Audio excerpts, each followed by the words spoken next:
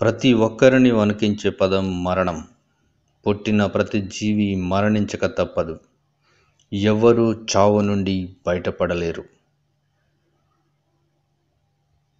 శివపురాణం ప్రకారం పరమేశ్వరుడిని మరణానికి వచ్చే సూచన ఏమిటి అని పార్వతీదేవి అడిగింది.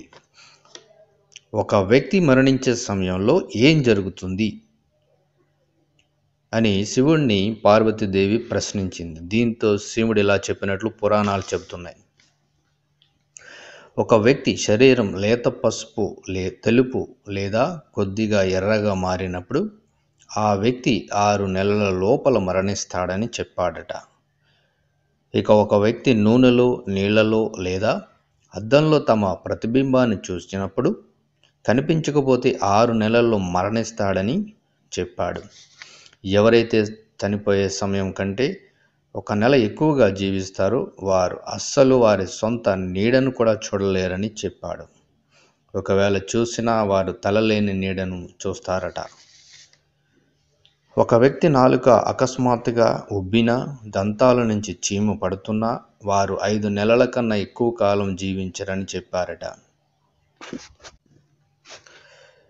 వ్యక్తి యొక్క ఎడమ చేయి వారం రోజుల పాటు గట్టిగా పట్టేసినట్లు ఉన్నా, లేకుంటే నరాలు బిగుసుకుని ఉన్నా ఆ వ్యక్తి నెల కన్నా ఎక్కువ రోజులు బతకడని చెప్పాడట.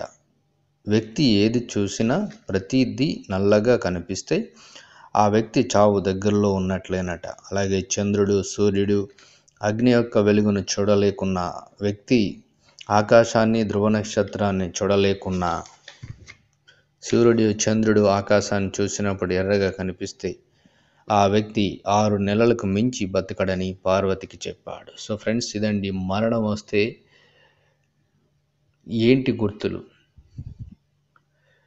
ఐడెంటిటీస్ ఏంటో తెలిసిపోతాయి. So friends, thank you for watching.